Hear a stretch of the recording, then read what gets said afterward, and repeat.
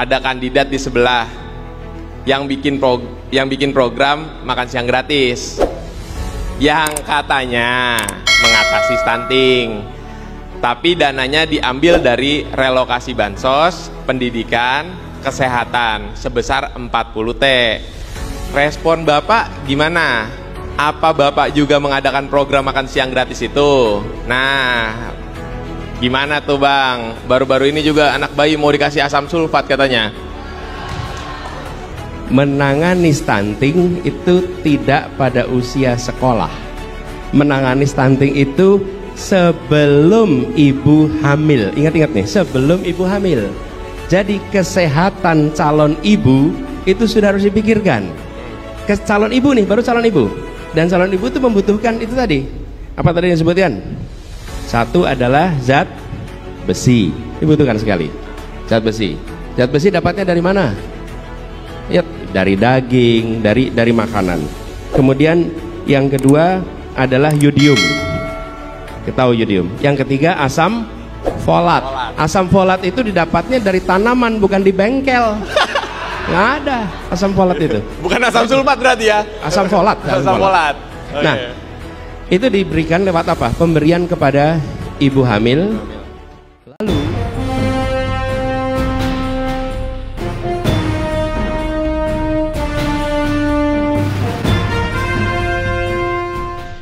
Assalamualaikum warahmatullahi wabarakatuh. Teman-teman, jumpa kembali dengan Enjoy Channel, channel yang membahas berita teraktual, terhangat, dan sedang menjadi perbincangan publik.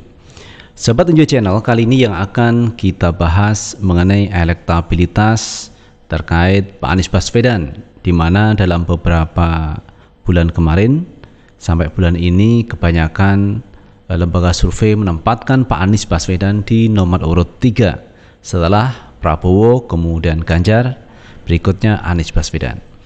Namun kali ini teman, Litbang Kompas melakukan survei kembali, dan ternyata Pak Anies Baswedan menduduki peringkat kedua setelah Pak Prabowo Subianto, berikutnya yaitu Ganjar Pranowo. Jadi Pak Anies ini berangsur-angsur naik popularitasnya sehingga banyak publik yang akhirnya menjatuhkan pilihan kepada Pak Anies Baswedan. Nah, semua itu tak terlepas dari kampanye yang disampaikan Pak Anies, kemudian di berbagai tempat ketika diundang ormas atau lembaga kemasyarakatan hadir dan menyampaikan visi, misi, serta program ke depan bagaimana Indonesia menjadi lebih baik. Jadi seorang calon kandidat presiden tidak boleh hanya diam, kemudian hanya menebar senyum, joget-joget, tidak cukup. Harus menyampaikan visi, misi, gagasannya, dan siap berdiskusi dengan para tokoh, mahasiswa, dan lembaga-lembaga terkait. Namun kalau kita lihat rekam jejak terkait calon presiden yang lain, misalkan Pak Prabowo Subianto, ini luar biasa teman ya. Pernyataan-pernyataan yang disampaikan Pak Prabowo sehingga banyak publik yang menilai jangan-jangan Pak Prabowo ini seperti tahun 2019. Waktu itu mengkritik habis kepada Pak Jokowi, tetapi setelah bergabung dengan pemerintahan Pak Jokowi kemudian menyanjung, memuji kinerja Pak Jokowi. Ini kan satu peran yang berbeda yang dilakukan Pak Prabowo Subianto. Coba lihat teman-teman rekam jejak berikut ini dari Pak Prabowo Subianto. Oke, apa yang bisa disampaikan oleh seorang Prabowo sekarang selain hidup Jokowi? Nggak ada. Pak Jokowi berjasa dan sekarang kita siap melanjutkan pembangunan tersebut itu. Dia mau menyampaikan seperti misalnya 2019, jangan kita ikut antek-antek asing misalnya. Oh iya betul. Apalagi kau bela-bela antek asing. Mana bisa sekarang dia bicara begitu? Dia ada di dalam pemerintahan. Maka dia akan ubah semangatnya itu. Hidup Jokowi. Sambil gebrak-gebrak meja, hidup Jokowi, boleh juga. Tapi dua kata itu yang bisa dia sampaikan. Sementara wakilnya, dia mau berkata apa? Semuanya dibantu oleh ayahanda. Maka yang bisa dia lakukan, alasan terbaik seorang Gibran maju sebagai wakilnya Pak Prabowo cuma satu, berbakti kepada kedua orang tua. Gak ada lain, Bang. Itu alasannya. Dia mau nyebut apa? Dia mau bilang apa?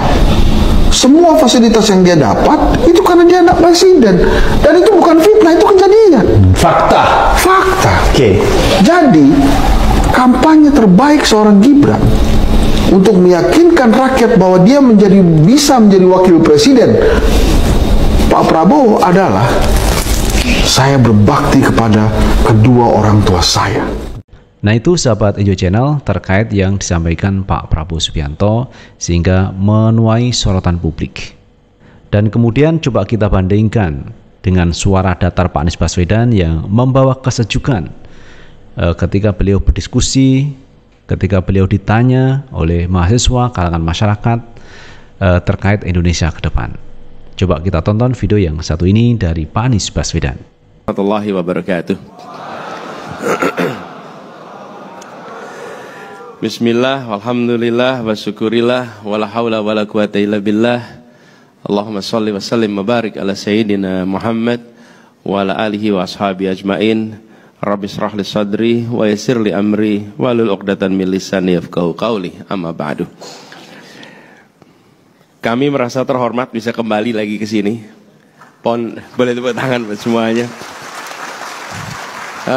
Selama kami mengelola di Jakarta, bolak-balik datang ke sini karena ini salah satu contoh pondok yang bisa dijadikan referensi.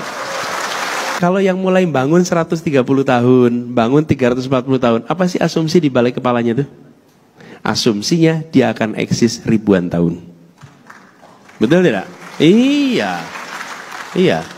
Tidak ada yang mau bangun sesuatu yang tidak dengan asumsi dia masih bisa karena mungkin. Jadi ketika dibangun 330, 340 tahun, dia tahu bahwa kami akan eksis ribuan tahun. Karena itu kami bikin pagar selama itu. Sama, di Jawa Tengah kita juga boleh begitu. Profesional religius. Insya Allah ini sebuah jalan mulia yang diambil. Insya Allah ini menjadi sebuah rute yang sepanjang perjalanan penuh dengan telaga-telaga jariah yang tidak pernah berhenti pahalanya. Dan semoga semua yang terlibat selalu dalam keberkahannya. Bapak Ibu sekalian, saya ingin sampaikan terima kasih kesempatan berbagi di sini. Insya Allah yang diikhtiarkan tercapai. Amin. Insya Allah Indonesianya bisa berubah. Amin. Insya Allah amin diaminkan. Amin. Itu saja barangkali dari kami, kurang lebih mohon dimaafkan. Assalamualaikum warahmatullahi wabarakatuh. Nah itu sahabat Enjoy Channel terkait Pak Anies Baswedan ketika menyampaikan ide gagasan, kemudian menjawab pertanyaan dari mahasiswa, dari masyarakat dengan cool, dengan dingin, dan membuat orang nyaman ketika Pak Anies berbicara di depan publik. Tidak perlu gebrak meja, tidak perlu meledak-ledak, tetapi sampaikan gagasan, ide itu dengan semut, dengan elegan, dan tentunya dengan semat. Jadi tidak usah ngotot-ngotot, tetapi intinya yang disampaikan Pak Anies sampai kepada pemirsa, kepada warga masyarakat Indonesia. Dan kemudian coba kita lihat teman-teman terkait elektabilitas Pak Anies Baswedan dalam survei Litbang Kompas. Kita baca berita yang satu ini. Kita ambil berita teman dari kompas.com ya. Elektabilitasnya di urutan kedua.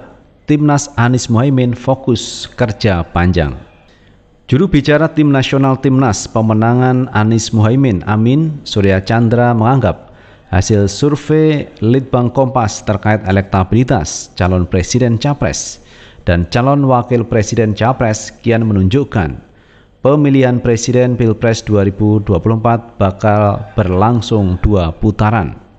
Ia mengatakan pihaknya tengah mempersiapkan kerja panjang untuk pemenangan Anies dan Muhaimin di putaran kedua. Lihat hasil survei tersebut, Pilpres kemungkinan besar akan terlaksana 2 putaran.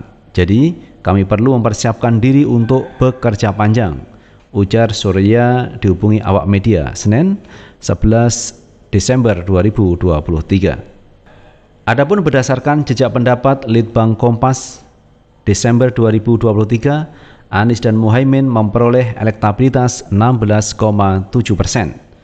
Angka itu menempatkan pasangan calon itu berada di peringkat kedua, bersaing dengan Capres-Capres nomor urut 2 Prabowo Subianto dan Gibran Rakabuming Raka dengan raihan elektoral 39,3%. Kemudian di urutan ketiga adalah tingkat elektabilitas Ganjar Pranowo Mahfud MD dengan capaian 15,3%. Surya menganggap elektabilitas Anies Imin menunjukkan kampanye adu gagasan yang mulai dilirik oleh konstituen. Sementara itu kampanye dengan narasi saling menjatuhkan tidak berjalan optimal. Kampanye yang menghina kewarasan publik terbukti tidak efektif dan perlu dikurangi, tutur dia. Terakhir, Surya yakin momen debat Capres-Cawapres bakal membantu masyarakat untuk kian memahami Capres-Cawapres. Harapannya momentum debat bisa kian meningkatkan elektabilitas Anies Muhaimin.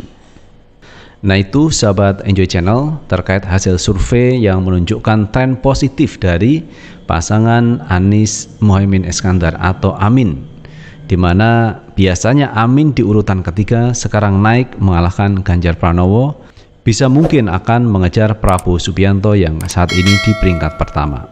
Karena waktu masih panjang sampai pada 14 Februari 2024, inilah momentum yang tepat bangsa Indonesia untuk melakukan perubahan yang tentunya menjadi lebih baik.